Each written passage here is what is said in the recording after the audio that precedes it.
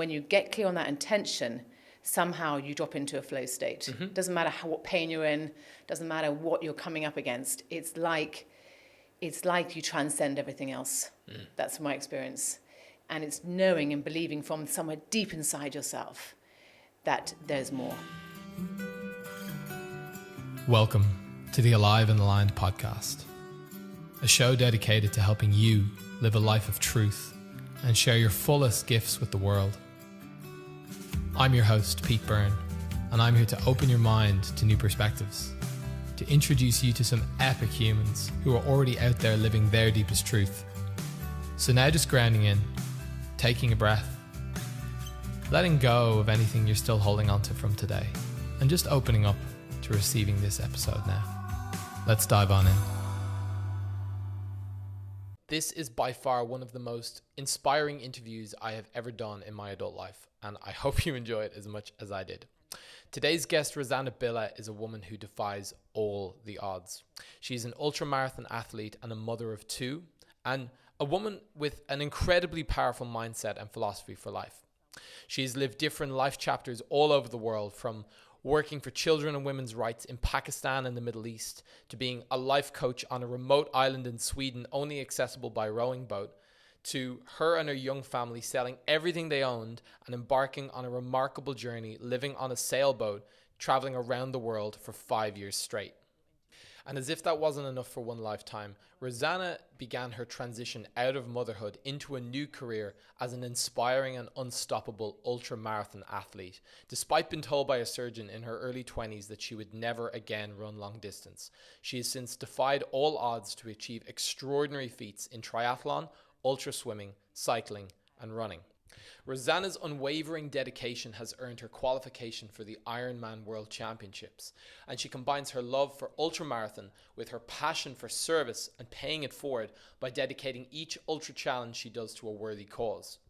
Rosanna's latest event, a self-sufficient multi-day ultra running race in Kenya, which covers over 230 kilometers of elevation and altitude, is no mean feat, and even despite her sustaining a significant knee injury and losing most of her toenails, Rosanna went on to be the first woman ever to complete this race, doing so to raise funds for rhino conservation. In this podcast, I honestly wanted to just give some space, step back and give the right prompts, and to allow and encourage this incredible tale of one woman's life journey to emerge. Rosanna's story is one of resilience, of discipline and connection, and I hope you are infinitely inspired by this episode. Miss Rosanna, a very warm welcome to the Alive and Aligned podcast. How are you feeling today? Thank you. It's wonderful to be here. Wonderful to have you. Yeah, how was your morning? It was good. It was good. I had a good drive down from Uluwatu. Uh-huh. I live up in Bingin. Yeah. And I had a smooth flowing journey, so I'm feeling good to be here. You live like on the edge of a cliff, basically, overlooking the surf break. I live down 150 steps. Wow. I think it is. You can't count them. Well, they've actually changed. They've actually made them what do you call it? Uniform now. Right. So I'm like, That's nice. So I actually can count them now. But yeah, I've been living down the cliff for almost 10 years now. Wow. Yeah. It's epic. It is epic. But it's probably changed a little bit.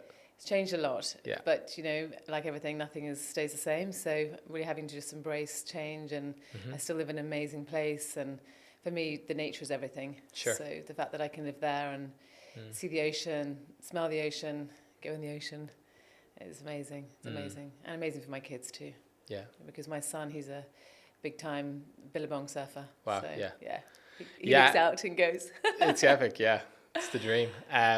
Yeah, we definitely get to dive into like all that. There's so many boxes I'm excited to open. It's like Christmas Eve, like Christmas Day with all the presents under the tree. But I love Christmas. Yeah.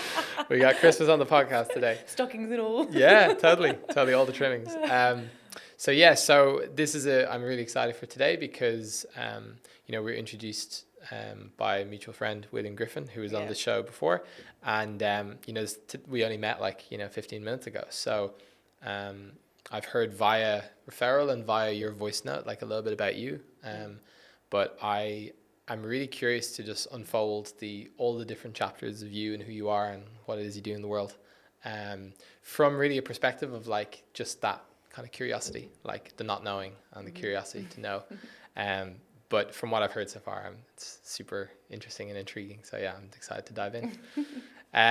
So yeah, I like to start like opening up the episode with a little bit of just like an intro of like the bullet points of like who you are and what it is you do currently. And we can go back through your story and like a little bit about why you are who you are afterwards.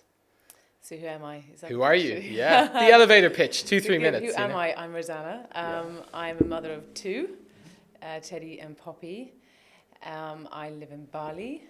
I would say I have an array of interests and I would say vocations.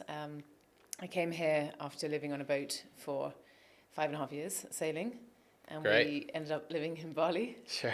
And then from there, it's really stemmed from being a full-time homeschooling mum up until COVID, to now working with energy healing and mostly.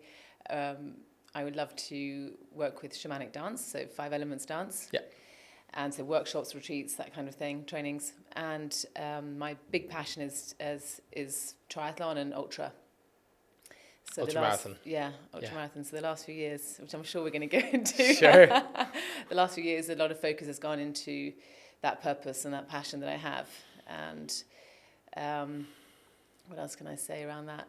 We'll come into it, I think. Yeah. But yeah, so really where I'm at now is I'm living in Bingin. I've got 2 beautiful kids, an amazing dog. Yeah, great. A lot of my time is spent with energy work and the ultra, and really focusing on being of service in the community. And yeah, that's where my heart is really. It's great. Yeah, yeah, thank you. You know, I'm no fortune teller, but my sense of this episode is less about like, you know, you having like a zone of genius, like I do human design, let's talk only about human design. And it's more about, I think, like the experiences you've had. I'm really curious to learn more about like what has drawn you to all these different, like living on a boat for 5.5 years. Like, you know, that's not what someone would consider like standard, you know?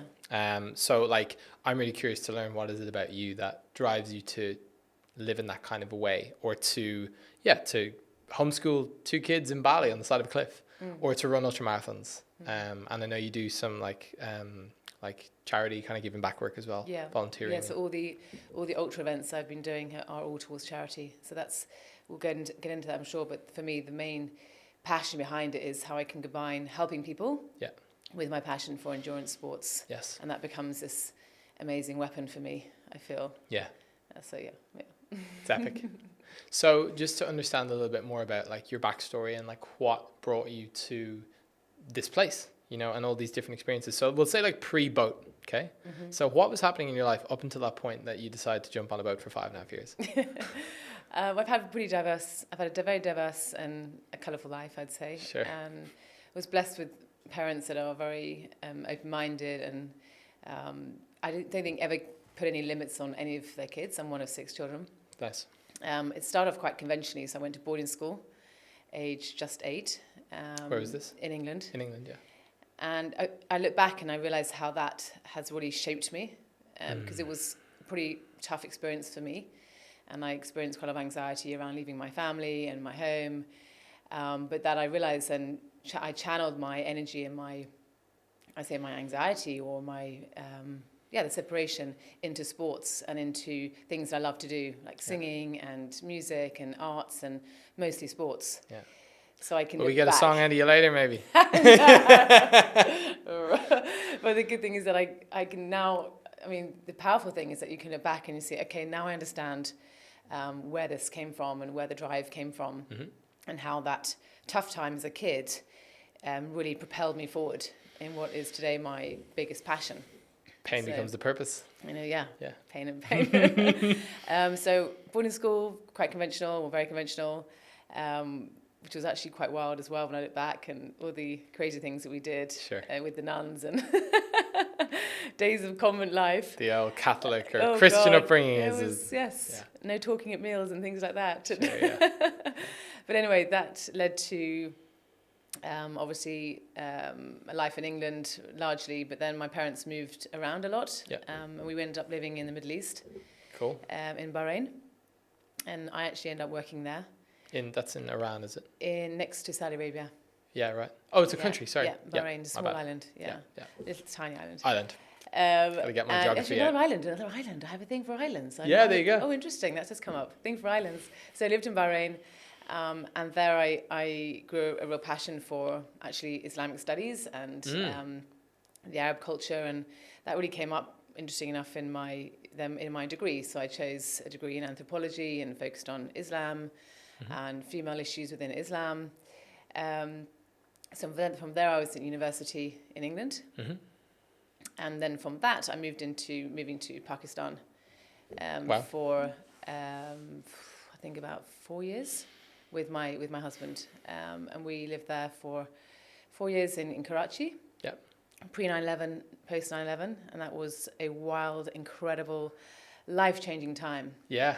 Of which I could really throw in my passion for Islamic studies. Yeah. With giving back. So I started working with child labour and the prevention of child labour in large multinational companies. And that, I think, really, really had a huge impact on me, because it was like, I can finally do something in the world that is actually significant. Because when you're often in the West, it's so hard to figure out how can we help, how can we contribute that feels really Meaningful. Yeah, you know, and a smile helps, and helping the local community, it's all amazing work. Yeah. But when you're actually in that kind of raw place, Yeah. where you see life and death every day, and where you can be part of it, and you can You can have an exponential impact. yeah, amazing. And I became really passionate about child labour and how we could prevent child labour in these big companies. So I had a lot of time traveling around within Southeast Asia and working with that. And again, that shaped my whole view of life, probably. Yeah. And I was never nervous or scared, even during those times. I was just driven by curiosity and passion. And I really felt like, my God, I'm this is what I'm here to do. Yes. I'm really here to help. And I was fascinated by education and, how we can educate kids differently and see these children from these villages, have absolutely nothing. And you go in there and they just feel like they've seen the Queen. Yeah, sure, yeah. It's just me, But they're like, oh my God, what are you going to come and teach us and show us? And it was so beautiful. Yeah. The human touch and the human connection was so powerful. Yeah.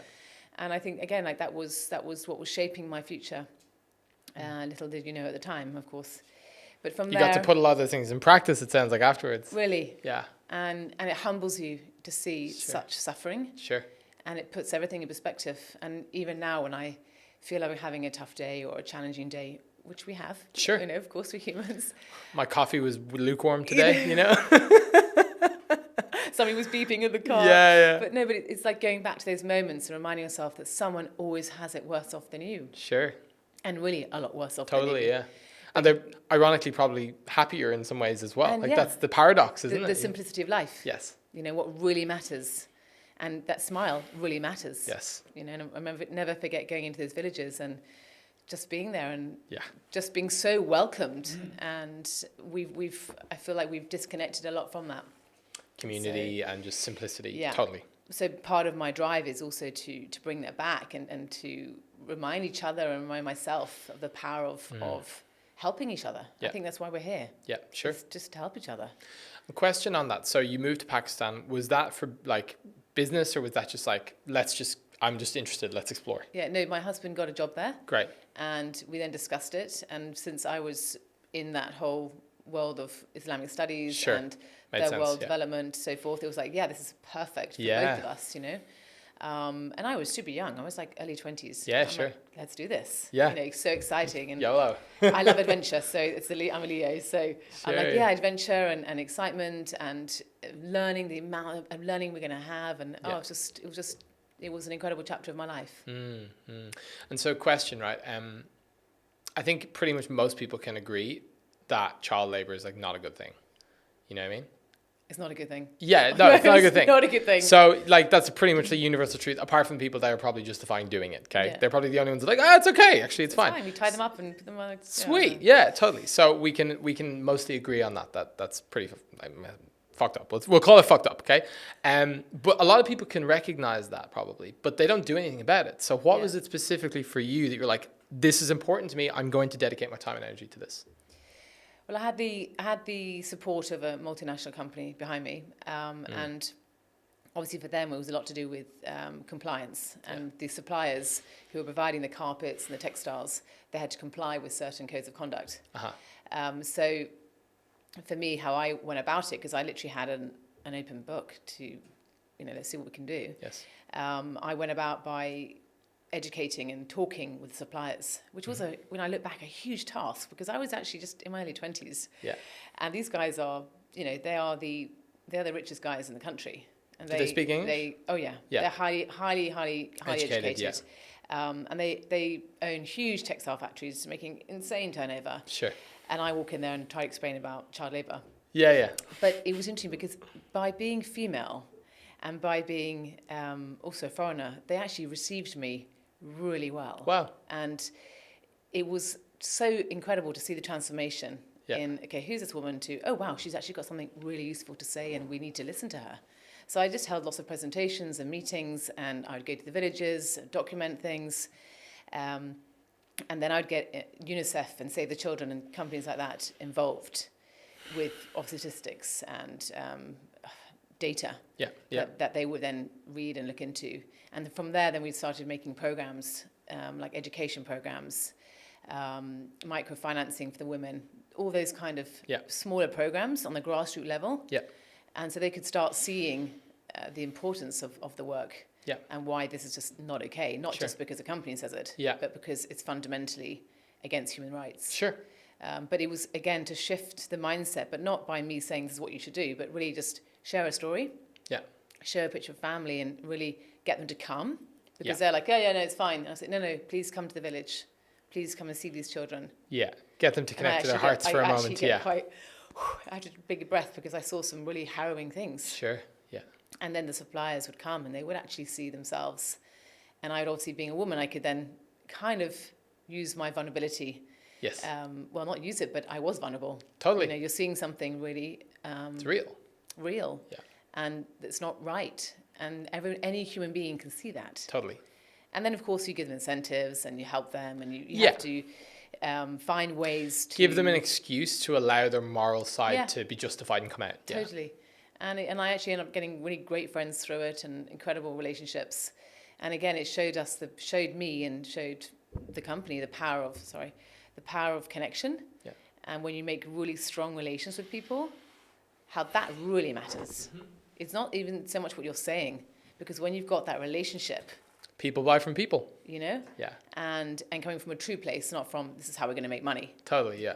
Or how we're not going to get screwed. This is how I'm going to promote my ego, self-identity kind of thing. And I think because I was young, I was quite naive as well, which would have helped. Yeah, really. Totally. And I look back and go, it's such a great thing to be naive sometimes. Yeah, great. Just walking into the battlefield, just la la la la la. I'm going to this village and oh my God, okay, It's great. But there was a lot of humility in that time. Yeah. And I think that's how I helped them, or how I helped those villages, I like to think, or we helped, because it was the company behind me supporting me. So, and I like to think that we did have an impact. I mean, sadly, 9/11 happened, and the projects that I had lined up, I had to put aside totally. And I'd worked on them for years. Yeah. And they were going to make fundamental change. But I had to put them aside, so I ended up doing different things. Yeah. I actually ended up starting a little school in a garage. Wow. But that's another story, another podcast. Round 2. That was Pakistan. Yeah, right. Amazing. Yeah. So you had 4 years in Karachi, and after that you jumped on the boat, or was it something else in between? No, so then we both resigned from the companies, and we decided to move to Sweden. Cool. And my husband was Swedish. Väldigt bra. Bra. And we wanted to have more of a real life, because we were living as expatriates, of course, in Pakistan. And I think that... minor cultural shift there. It was massive. When I look back, it was massive. It was a really hard transition. It was a really hard transition, because we went going from this really raw life to... a socialist system in the West. Yeah. where people care about if the car is parked on the wrong side of the line. And Yeah. oh gosh, the anarchist in me came out a lot. So funny. I literally had a conversation like 2 hours ago with a girl who grew up in Dubai and went to school, and it was like 86 people, different nationalities in her school, and they had like all the different nationalities would give a little piece, and it was like the UN basically. And she moved back to boarding school in Sweden, and it was like, yeah, like what shoes do you have and how much money does your family earn, kind of thing. It's a totally different world. It's a different world, Yeah. and you can't compare. No. And you have to understand that. It's just like, okay, this is a different world. This is a new chapter, new experience. I'll take this chapter and keep it close Park to it me. there, yeah. But this is not what I'm going to be living again. Yeah. And this is my new experience. And the only way to embrace that experience is to be positive and to see it as a new experience and new learning and new possibilities. So we had 5.5 years in Sweden on a small island, another island. Wow. So it was very extreme. So we went from a house in Karachi, which was a big house, to a little tiny cottage on a remote little island in Sweden, where we commuted by boat. Of course, I wanted to have a rowing boat. Sure, yeah. Did you get one? Yes. Oh, wow. Was it really, which part of Sweden was it near? Stockholm. Near Stockholm, okay. Yeah. So it wasn't super cold, at least not in the... It's pretty chilly in the winter. In winter, I mean, I did have to wear like a mask running and things sometimes. Sure, yeah. You know, but it was very cold for me. Yeah.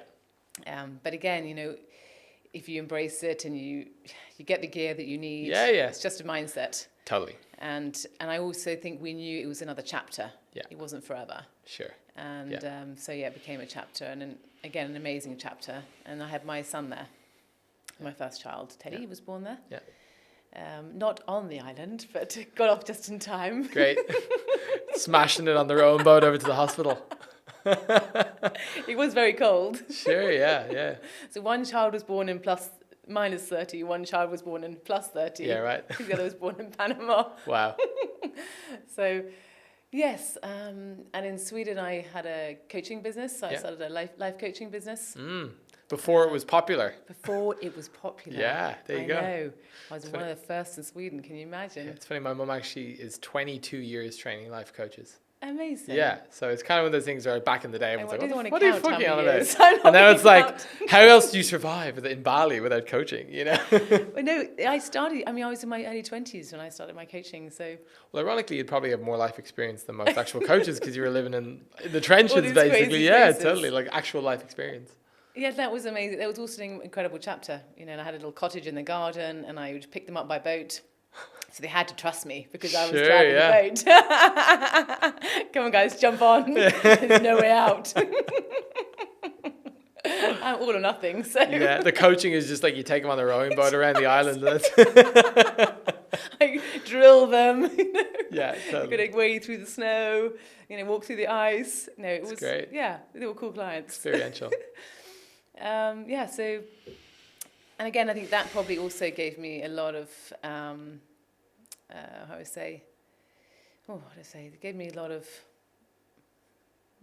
perspective on what people were challenged with in the Western world. Yeah. Because I'd come from what are people challenged with in the, let's say, developing world. Sure.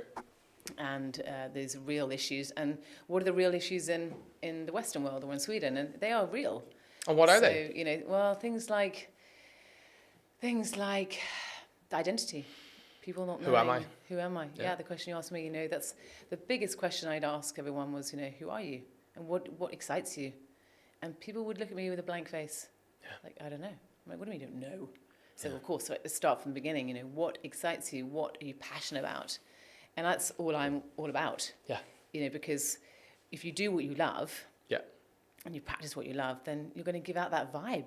Yeah.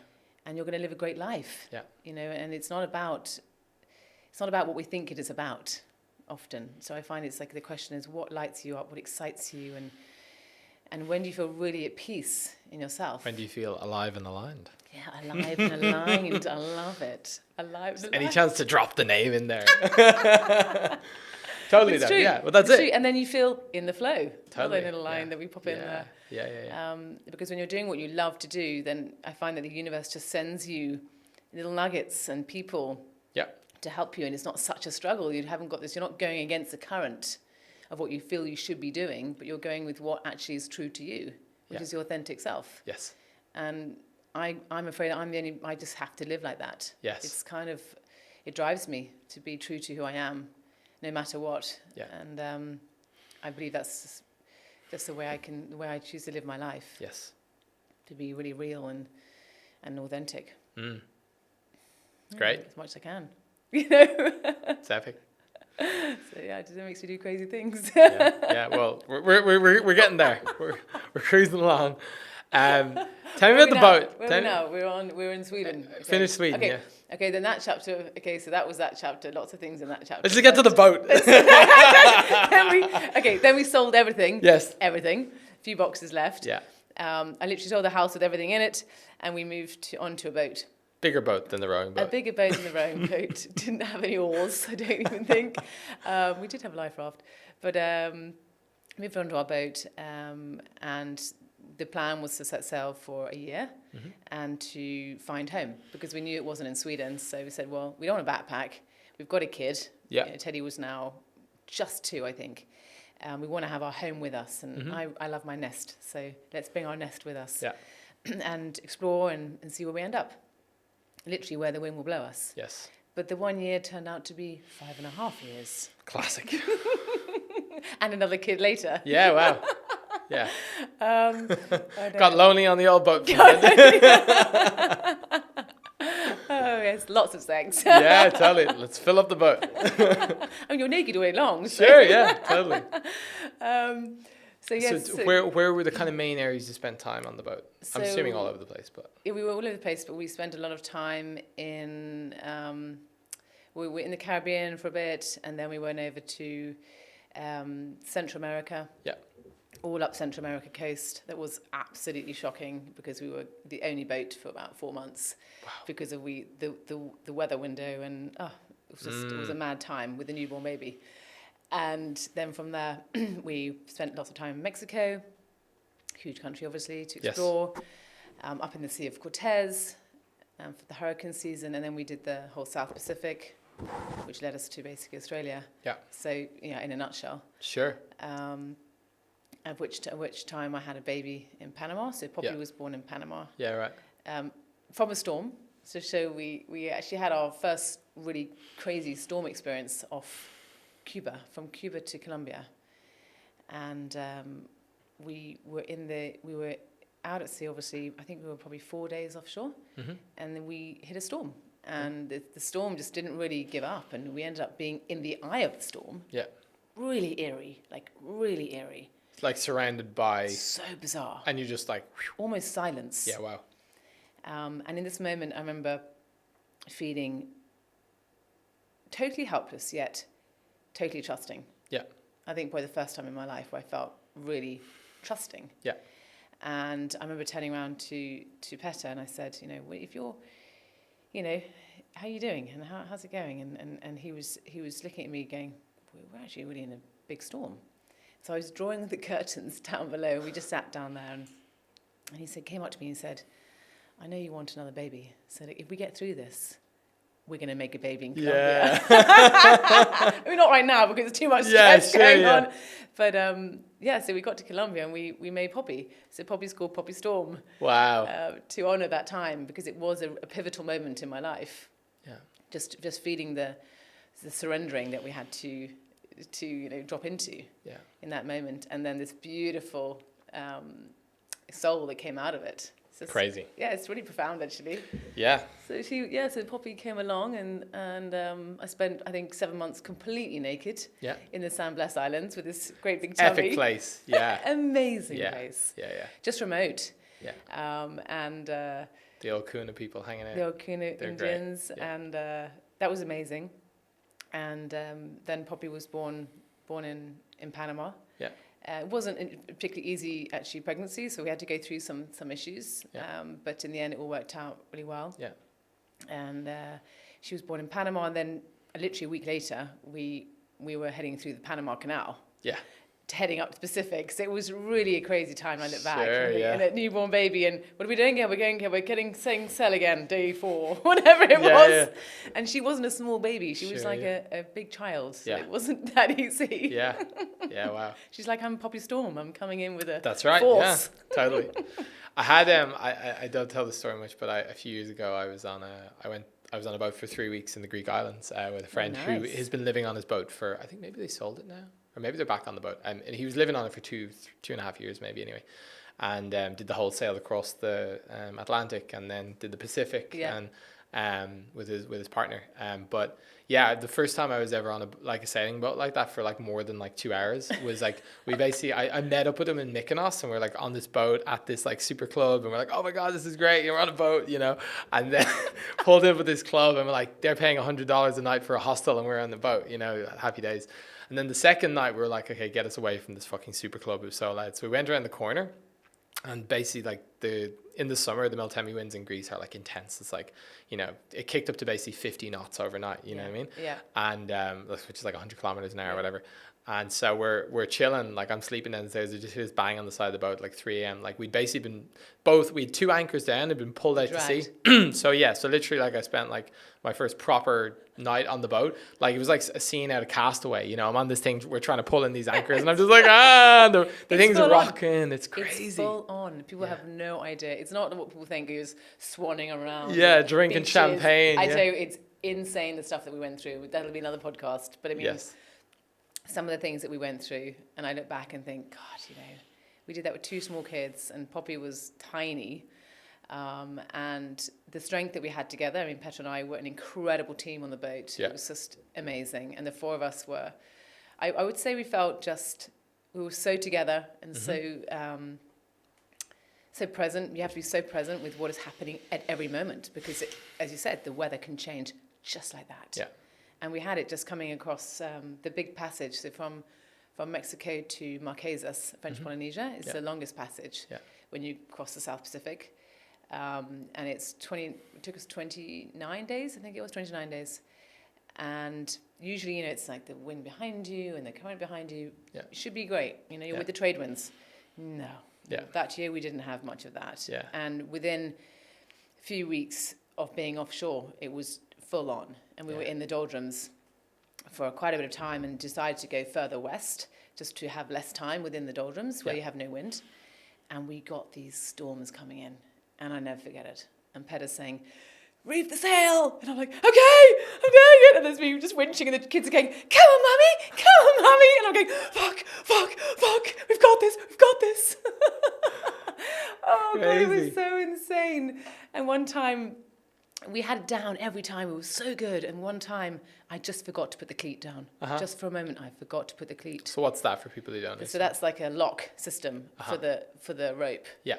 And so what happened was there was no lock system. So as the storm hit, which was like this monster storm, I mean, I saw every shade of colour in the sky coming. Sure, yeah. And Petta's like, let's get ready. I'm like, okay, kids, are you fine down there? You've got your Lego? You're doing your drawing?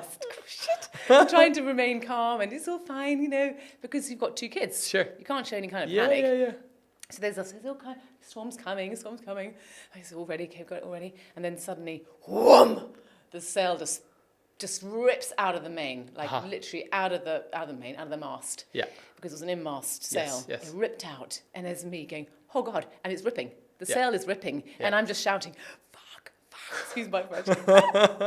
And Teddy, my son, I'll never forget it, says, Mummy, you've got it, come on, you've got this. And I've just got tears. My arms just dying, been sailing already 3 weeks offshore, knackered, come on. And they say the sail is literally ripping in front of me, and oh my God, it was so dramatic. Yeah. But we did it. We brought it in, and then, of course, spent the next few days stitching and sewing. Yeah. So what's the implications of that, just if someone knows nothing about boating? If the sail rips in the middle of a storm, what happens? You're absolutely buggered, because you've got to fix the sail. And we didn't have a spare main. We did have a spare Genoa, the smaller sail, but didn't have a spare main because it's just such a huge thing to carry. Sure. For such a long passage, you need all the space. And so we knew we had to then just tape it up, stitch it up, but you need to have calm weather for that. Yeah, you're a sitting duck for the time being. So we had the Genoa. We had the one small sail. Yes. So, but you're not as stable, of course. So it was incredibly stressful. But again, in those situations, you just can't panic. You can't go into, oh my God, it's over. You just have to do it. Yeah. You just have to get on with it and do it and keep smiling because you've got 2 small kids. Sure. Yeah. Go, Wow. Mummy! Yeah. But I never forget his face and seeing these 4 eyes look at me as I was just like winching in the sail. And it was, again, another moment in my life of like, God, this is real. Yeah. This is real. And it really, that vulnerability, that rawness, wow, it teaches you so much. Yeah. Teaches you so much. There's not a lot I'm afraid of now. Sure, yeah. Physical things. Sure.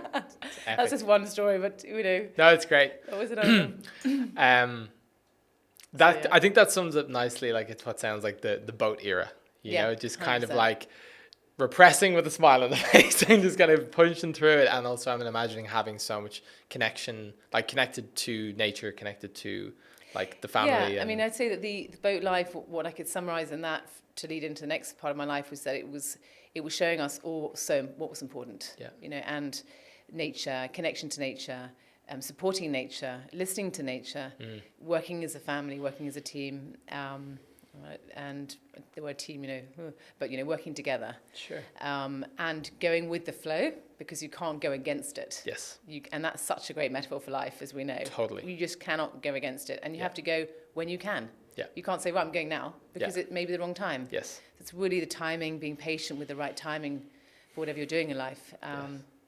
And then, humor, keeping it light. Yeah. Because it's so easy to go into that darkness and think, oh God, it's all over, we're going to die. And you're not. Yeah. You know, if you go into that state of mind, it's going to be much harder to get out of it. Yeah.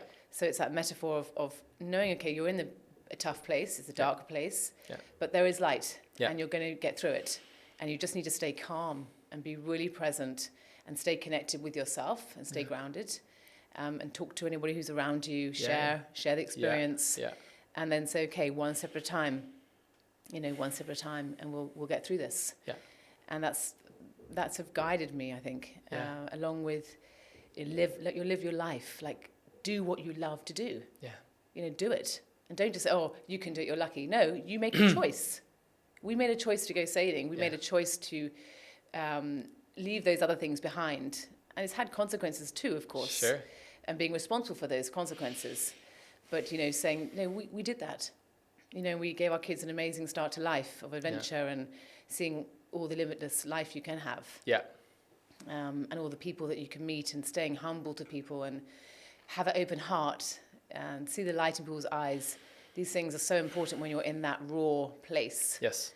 And I mean, and then of course, also a lot of questions around how do we live our lives, schooling, lifestyles, choices of food. All those things became very intuitive on the boat because there aren't many other options. So it's like, okay, what feels right? Oh, well, we can get papaya today because there's papaya available. Yeah. So it's interesting how when you're in that extreme environment, it really helps you be very conscious about the choices that you're making, including schooling. Yeah. How do I want my children to live? What kind of life do we want our kids to have? Yes. And again, one of the key things was be around different kinds of people. Be in a place where they're not judged so much. Yeah. Be in a place where we can have healthy, simple food. Yeah. Where we can live a simple life. Yeah. Hence, ending up in somewhere like Bali. Bali, yeah. So that's kind of segue into the next part. Yeah, how it's kind of led us here, really. Yeah. To this amazing island, another island. Yeah. Yeah, slightly bigger people, one, but yeah. Incredible people and simple life. You can choose the way you live to a degree. The freedom of speech, you know, with your friends. Yeah. Not so many categories and boxes.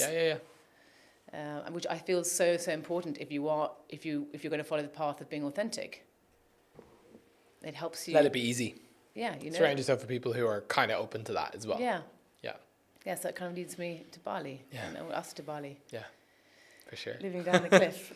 Totally. So within that, you mentioned like, you know, homeschooling the kids. So I imagine there's a degree of like putting down some roots then and kind of settling. Did you intend to set up in Bali long term?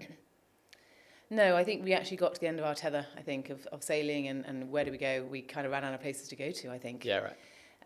And we actually tried in Sri Lanka for a few months and that just wasn't working. And we were like, no, this doesn't feel right. Again, it was more of a feeling. Yeah.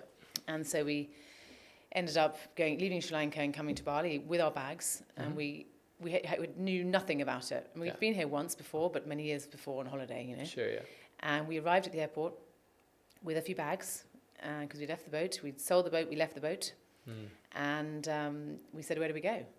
And someone said, my husband said, oh, I'm going to go and chat to somebody. And he's amazing like that. He'll just go and chat to anyone and, you know, where do we go and what do we do? And they said, Canggu.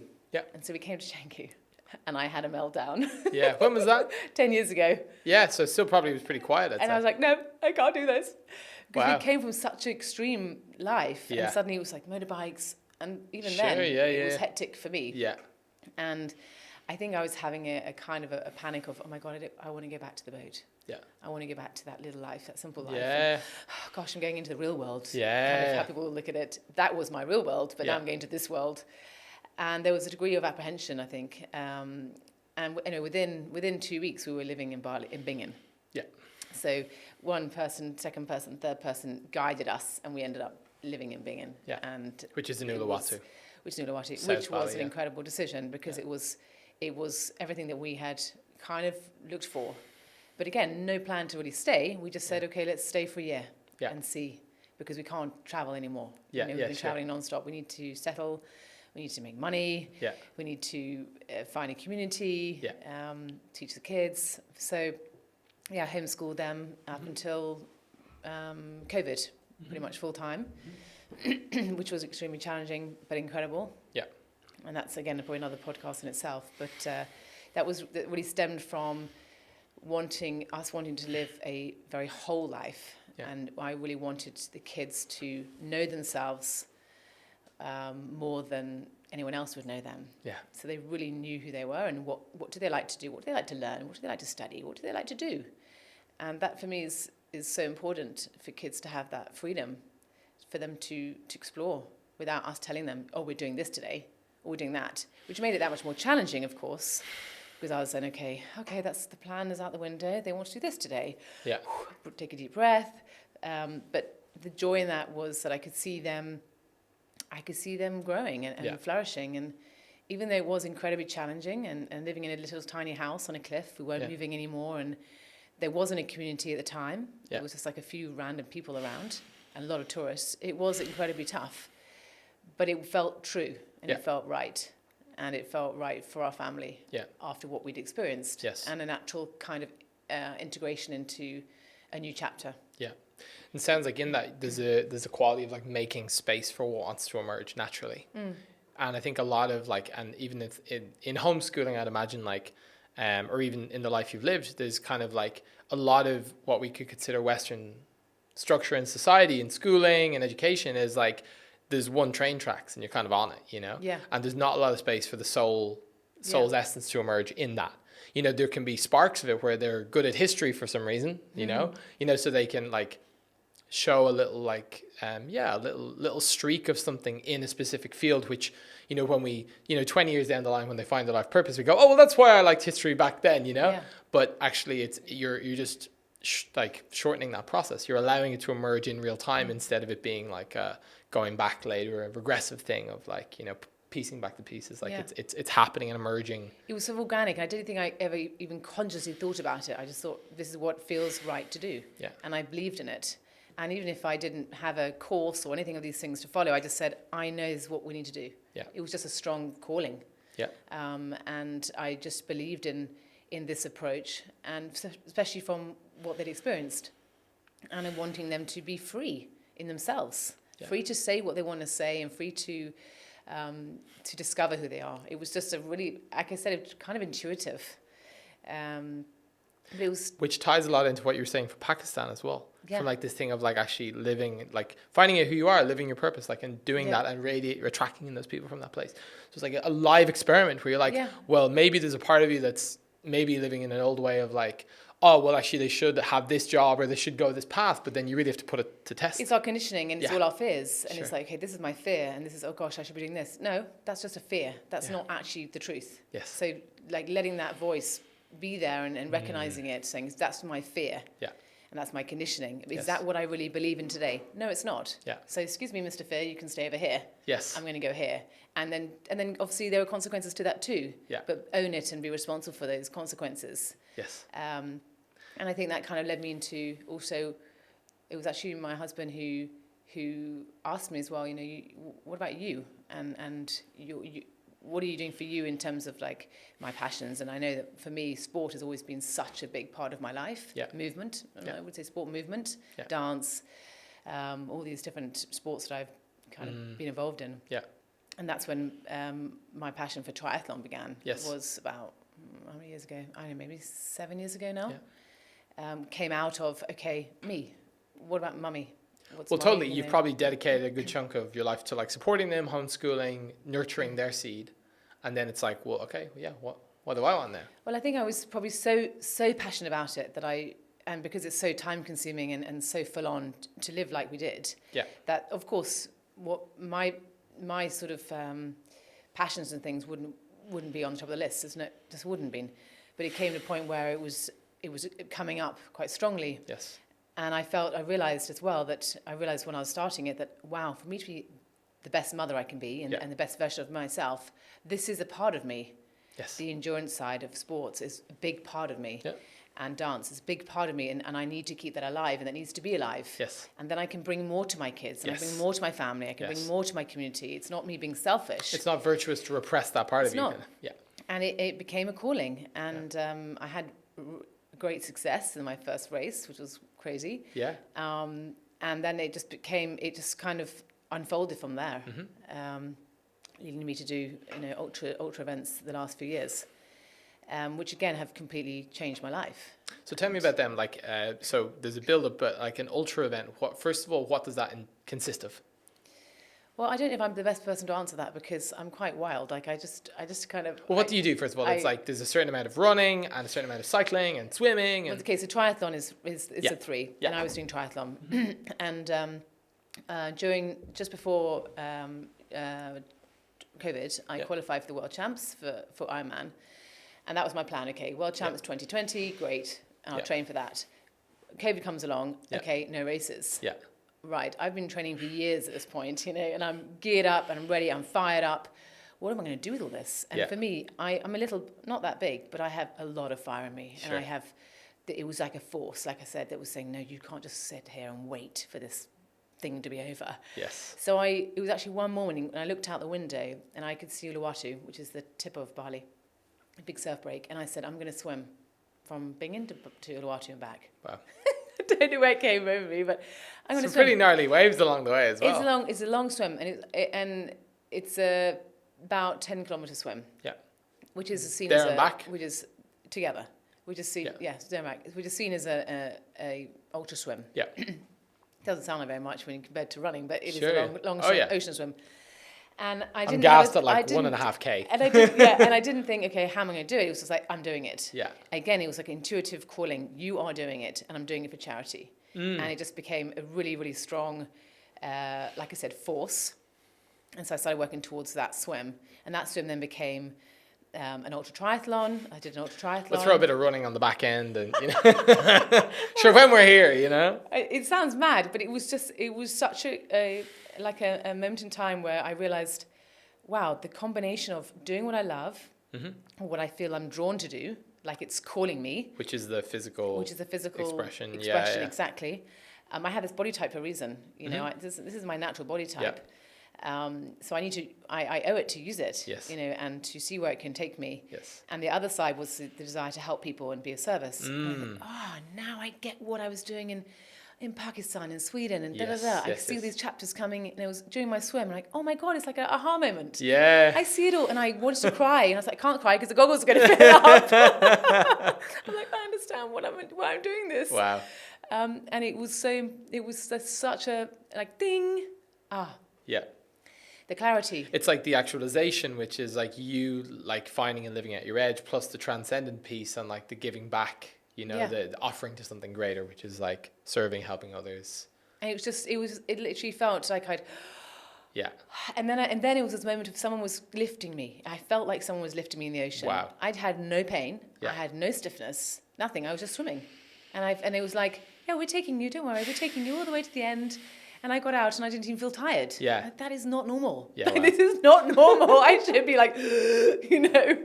And I think my daughter said, what's for lunch? I'm thinking, okay, what's for lunch? Yeah, we're doing lunch now. Just okay, back to that role. How long did it take you? Oh, I don't remember actually, because I've so many things since then. I'm not sure. I think probably around 3 hours or something like that.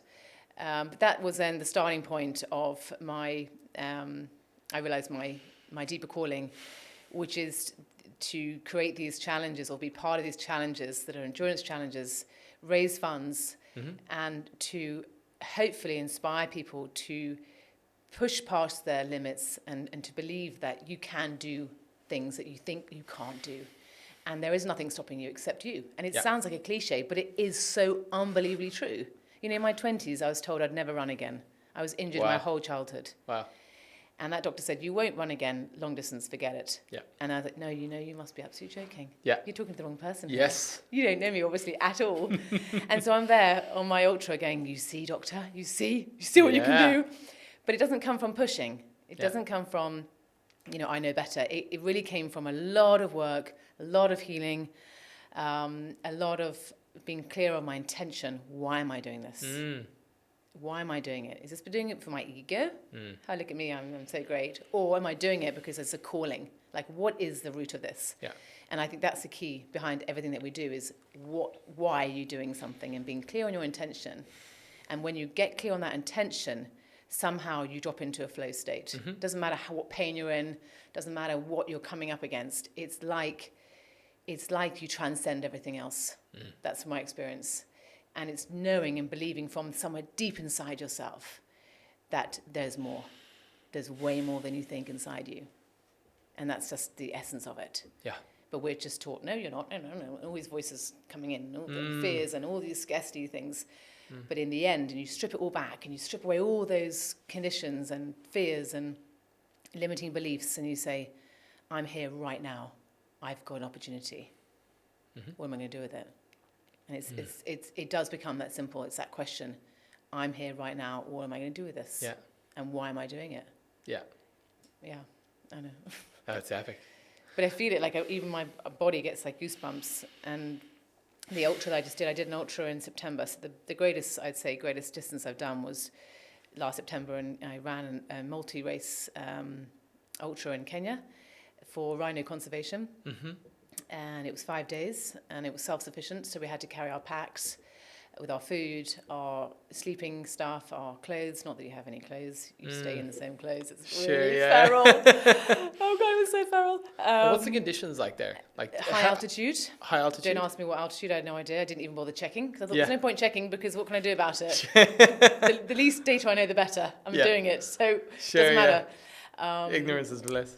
Yes, perfect. Altitude and then elevation. So.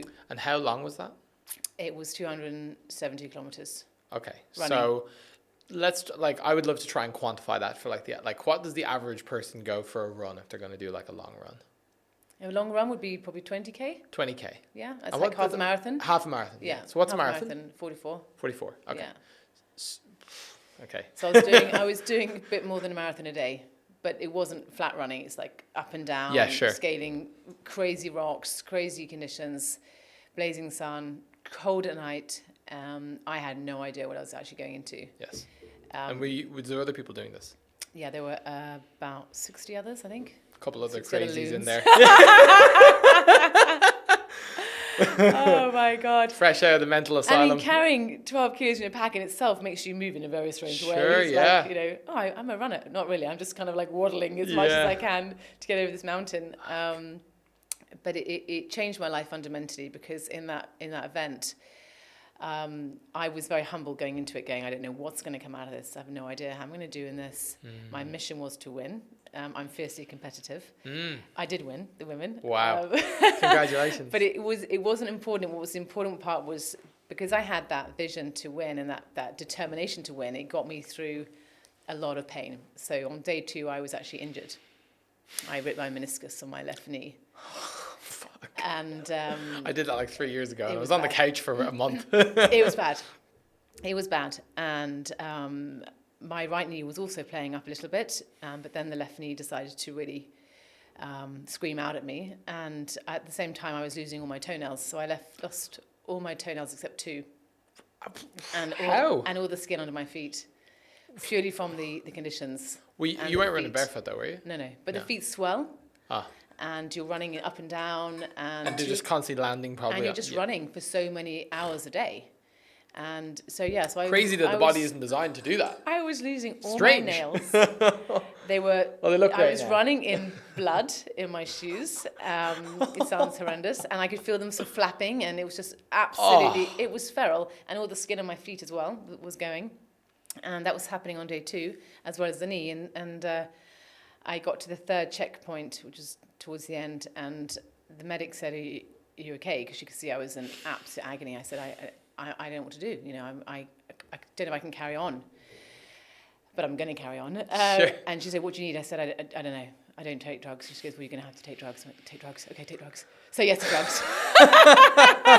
Okay, give me what you got. So she said, "Okay, this is quite a strong painkiller." So she gave me codeine. I never taken before. I'm like, "Yeah, let's take some codeine." So I took some codeine. But at that moment, I said to myself, and I literally sat down for a moment with this stupid pack, and I sat and said, "Okay, is this pain the one saying stop and stop what you're doing and really tune in, or is this a pain saying go, transcend this?" And it was like you're going. There wasn't a moment, and I just got up and I was like, "Okay, you're doing this." And then the feral Rosanna came out. I was shouting, I was screaming, I was doing it all. It was all coming out. Wow. All the proper inner medicine world, journey, yeah. All the inner world was coming out. And I was releasing, and I was getting so much power in that moment of it's all coming out. And all this gratitude, it was so strange. I was in so much pain. I'm like, but I'm in Africa. I'm running in Africa. Who runs in Africa? I'm running past a rhino. Who runs past a rhino? I was doing the most incredible things in my head. Proper, doctor, transcendent. Look at me, doctor. Look what I can do, Wow. And then talking to my kids and just... Proper altered state, it sounds like. It was a proper altered state. And I don't think I even knew what I was saying. It was just all coming out. And the thing with codeine is it doesn't take the pain away. It takes the tenderness away. So you still feel it. So at that moment, I'm like, okay, this pain isn't going to go. It's just going to get worse. I've got 3 more days. I've got over 200 Ks to run. And I'm going to win every day. So I'm like, okay, we've got to become friends, my friend. So I actually named my body parts. Most of my friends know this. Yeah. But I named the knee Mike. For some bizarre reason, Mike was the chosen name. Don't even like the name Mike. Sorry to any Mikes out there. Yeah, right. So Mike and I became teammates. Wow. And I said, okay, Mike, we're going to go for this run, and you're not going to take me. I'm taking you. But I'm listening to you. I hear you. I see you. Yeah. I acknowledge you. But it's not your time. No. And it was what got me through it, because I ended up really cooperating with my whole body, my mind, my spirit. We were just one system working. Mm-hmm. Because if you isolate them, you're just going to burn out. You're going to have an injury that will last forever. Same if you're in an office. If you're not connecting with your mind, your body, your spirit, the whole system, it's just going to crack. Yeah. And so I said, right, okay, this is the ultimate. This is the ultimate. We're going to work. You guys, we're going to do this together. And in whatever way we can do it. And so I started becoming the earth, and I started becoming the wind. And I'd say, right, start the race really fast each morning because the drugs are working. 10 Ks, let's go. Yeah. And so I'd visualize myself like a tumbleweed running down these hills, just letting my legs just flop.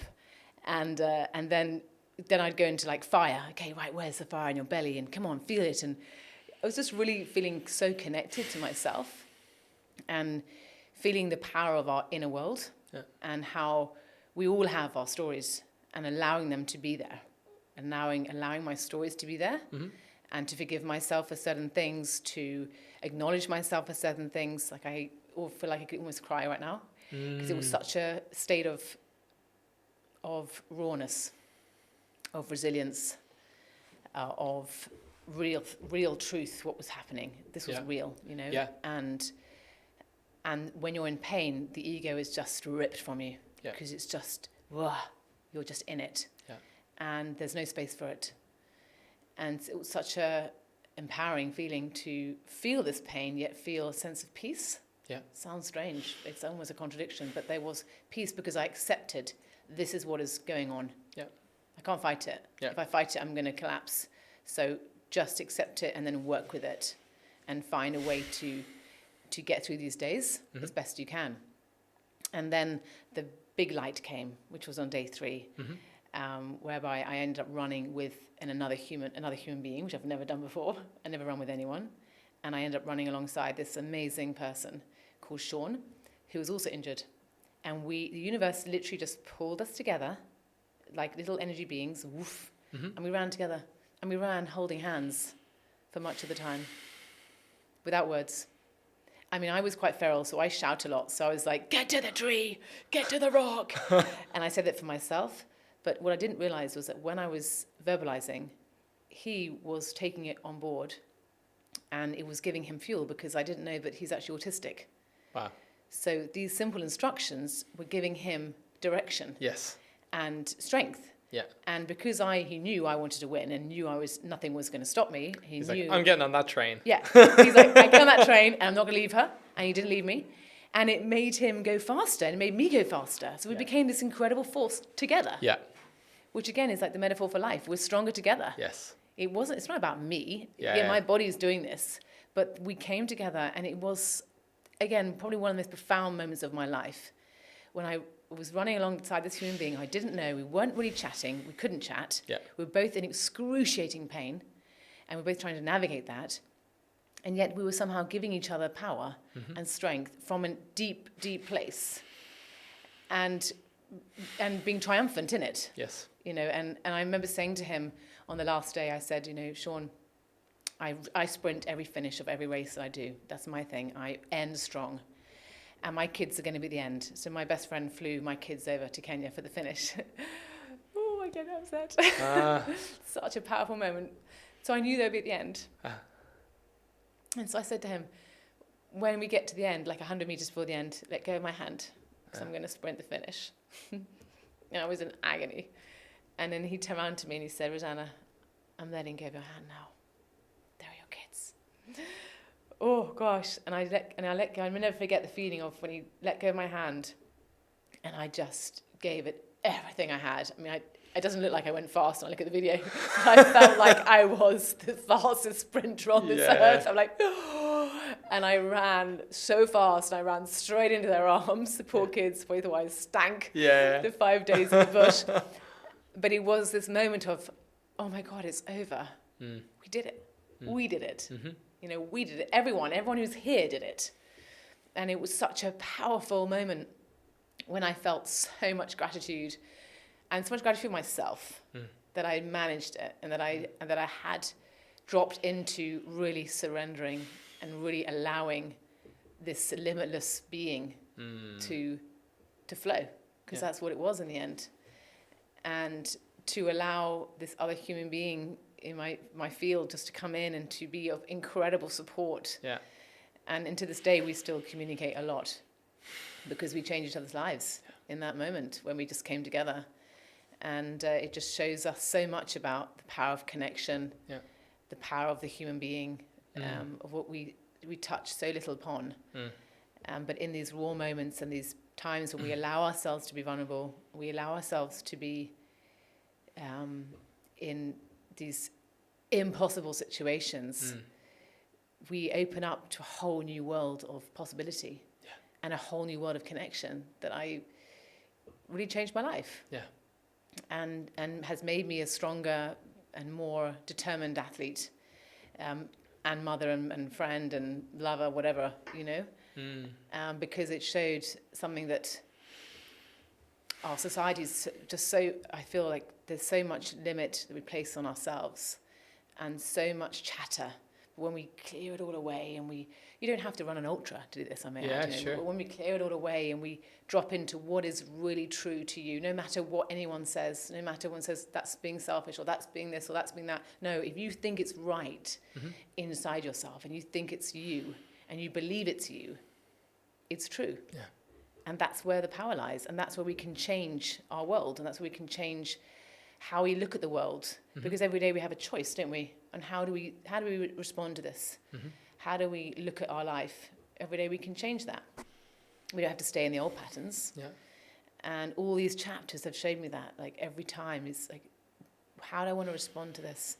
what is my perspective on this? I was even laughing. I was laughing at my feet. I'd get to the medics and I'd be like, look at my toes. I've lost how many now? Oh, 4. I'd be laughing at it because I'm like, because it's funny. It's like, this is funny. Look what I'm doing, you know? Yeah. And I was crawling to my tent at night and then the athletes would say, are you racing tomorrow? I'm like, yes. Yeah. And I'd get those little feeties and I'd push them into those shoes. I mean, it was horrific. But in that space of pain, like I said, in the space of pain became power, and in power becomes peace. And it is that simple. But it is a matter of mastering the mind and working the whole body, like the spirit, the whole body, the whole being. I mean, the spirit, the body, the mind. It's cooperating, you know, and it's communicating and connecting. Yeah. And we have that opportunity every day in whatever we do. And you don't have to be an ultra athlete. Yeah. That has seemed to be my avenue, and I'm now more and more determined to take up another event that's coming up. Well, that's my next question. I need a lot of support for. So I'd love to close out with just like, because like what a fucking journey, by the way, like just, wow. Like multiple lifetimes lived. Totally, like any single one of those like chapters would be like a whole fucking episode, you know, or a whole lifetime, you know. So many lifetimes in that. So thank you for sharing that. Thank you. I would love to hear, just like what's next. So I have an event that I really would love to be part of, and it's in Namibia, in the desert. I'm actually quite afraid of deserts, so I like the idea of facing that fear. Nah, really? That's not like you. Oh my God. It's longer. It's 300 kilometers. It's 5 days again. It's a self-sufficient race. But it's in an incredible landscape, and I feel like the world needs to see that kind of landscape as well. And I would like to document the race. I'd like to document the challenge from before and after. And so I'm really looking to find maybe a film crew who jump on board with me. And I need to get fully sponsored to do the event, because I realize that what I'm understanding from my friends, best my friends, they're like, Rosanna, you know, you need support for this. You know, you put so many hours in, and you're still in rehab with your knee. Reach out and get support, because I feel like what I feel now is that part of this mission is to share.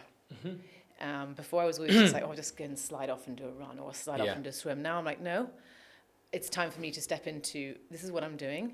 I need the support. I want to be part of change. I want to help people. I want to inspire people to help others in whatever way they want to help. Like I said, not running ultras necessarily. That's just my route and my channel. But I really want to share that story with speaking and hopefully be able to take out a larger audience and share my experiences and inspire people to actually stand up and make change and be part of change and dare to shine and dare to be you. Yes. And because it's the time. And I'm a woman in my 40s. Most people would say, what the hell is she doing, you know? But you can do it. Yes. And especially for women, it's like, you know, there's so much that stops us, or that we think we can't do it, and you're a mother, you're this or that, but you can. It's just a matter of deciding it and then getting people to help you, because I realize that's what we need. We need support. I need support. Someone to hold your hand around with you. You know, and I need Sean there. No, he'll be with me in spirit. He's doing another race. Yeah, but hopefully he'll be there at a talk one day, and he'll come up on the stage. Well, this is it. Yeah. It's like, and that, like, thank you for that, because it's such a big step. You know, at least I know coming from Ireland, like, and you know, from England, like this idea of like, you know, who am I to put my hand up? You know, you ask the question, who am I? But who am I to really step into that and to be a beacon? Yeah. You know, and it's one thing having a value system and a belief system around, like, you know, raising your kids in a certain way, but to actually step forward and say, like, no, like, what I'm bringing forward is worth sharing, and I can be an inspiration for others because of the way I'm living and being. I think it's true. It's a hard one, because at first, I mean, when we were sailing, we didn't share anything. We didn't have email hardly. We had no phone for 7 years. So stepping into the space of, I want to share this, again, I think it's coming from quite an intuitive place. It's coming from deep inside, saying, actually, Rosanna, these experiences you can share them and you can help people. Yeah. And that's why you're living them. That's why you have this body type. That's why you've had these crazy chapters. Yes. Because it's time to share them and hopefully help people. And if I can do that with one person, then fantastic. Happy days. And this thing of like, it's not about me. As you said, it's not an ego trip. It's not, because, you know, I've learned that through all this pain. Yeah. It's like, it's really, we are... Day 4, you're not looking good on Instagram, you know what I mean? But it's really, we are part of a way bigger picture. Totally. And if we can just, I'm not saying we don't have ego, we have ego. I want to win, because I want to win. But I want to win because I want to see how far I can go. And I want to know that I've done everything I possibly can. Yeah. So I'm an all or nothing. That's my motto, Sure. all or nothing. And that's the same with this. It's like, you know, if you don't like me, that's fine. Yeah. That's so fine. But I need to be me. Yes. And I need to be true to myself. Totally. And I want to go to my grave knowing that I have lived to my fullest. In all aspects, but mostly to be of service and to help people. And if you look back, there's been even studies on people who've died, and they say, well, not when they're dead, because obviously they can't talk, but when they're dying, and they've said I think the study said what were the things that meant the most to you and had the most impact in your life, and all of the answers come around connection. When they felt connected to people. And they felt of service to people. It wasn't about what shitty job you had, or what car you had, or house you had, or even where you've lived. It was connection. Yeah. And connection comes out of helping people and being of service and being true to yourself. Yeah. And so I think let's take advice from the people who are dying and do it. Yeah. You know, practice it. And if people don't like you, that's fine. Yeah. Go and hang out with someone else. Totally. And so yeah, all or nothing is what I say. Love it. You mentioned something earlier during the show, and you mentioned about like this concept of like be free. Be free? Yeah, and like free to live your most authentic life and like to do the thing that you came to do. And I actually wrote a song about that exact topic. Oh, wow. So we're going to finish with the song. Oh, I love it. So myself and my friend Daniel created a musical last year, which we've been performing around Bali. We went to Costa Rica with it, and this is like the closing song, and it's like the final message. So it's perfect. Oh, be free. This is your permission to make your revision, do all the things you thought that you had to be. Yeah, it's your time to bring it online and show the whole world that you gon' change your life. Oh, be free. Yeah, this is your permission to make your revision, do all the things you thought that you had to be. Yeah, don't be afraid to make mistakes while growing into who you were born to be. And you've only got one life, so live it free. Yeah, 'cause when you live your life on purpose, things are so clear. Everything you dream of will begin to appear. But no one's gonna do it for you, so just face your fears. When you lay it on the line, you redefine living a line. So open up your mind and be free. Yeah, this is your permission to make a revision, do all the things you thought that you had to be. And you've only got one life, so live it free. Yeah. Wow, that's incredible. Oh, I love it. I want to sing again. That was incredible. I love that song. That's going to have to be in my next run on the playlist. There you go. Yeah. So you do the running, I'll do the singing thing, and it's like no, that's the music in the background of the documentary. Yeah. There we go. We've got it. Epic. Be free. Yeah. I love it. Be free, all or nothing. I'll have to write a new one for you. Yes, you have to write Totally. a new one. Okay. Okay. I'll shake your hand on that right now. Okay. Gonna write it the all or nothing song. Be free. Thank you. Thank you for sharing that song. Wow. I like to close out with it's kind of like a new thing I'm doing, which is like, do you have No, I'm not taking my clothes off. Shit. Hang on. Sorry. Okay, back on Just track. pretend you're on the boat again, okay? Exactly. Oh dear. So what is, like, based on all we've talked about, what is one question that you would like? Sorry. Okay, sorry. Okay. Based on all that we've talked about, like, what is one question that you would like to pose to the listener who's tuning in right now? One question. That will help them, maybe prompt them to take something away or to ponder on something in their own life. A question. Are you living passionately?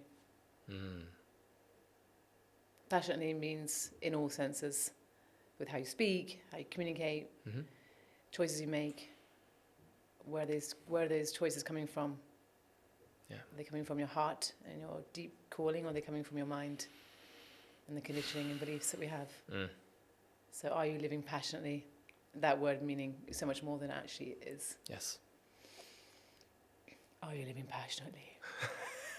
It's beautiful. Are you living passionately? Yeah. Could you say it when you Are phrase? you living passionately? Are you passionate? Well, it stems from the word to suffer, doesn't it? The Latin word to suffer, which is a whole other kettle of fish. But that's another podcast. Oh yeah. To chapter 2. Well, with the clothes on. Remaining on. remaining on Yeah. in case you can't see. Yeah. My clothes are on. On. Passionately on. Okay. Rosanna, thank you so much. This has been quite the roller coaster to just sit here and just listen. Like, what a journey. So thank you for sharing your inspirational story. Thank you for giving me the opportunity to speak and to be here. And it's just a joy to sit with you with such amazing bright eyes. And I'm really the grateful. lights help. Yeah. No, but honestly, on a serious note, really grateful to be here. And for anybody who's listening, also grateful that you're listening. Yeah.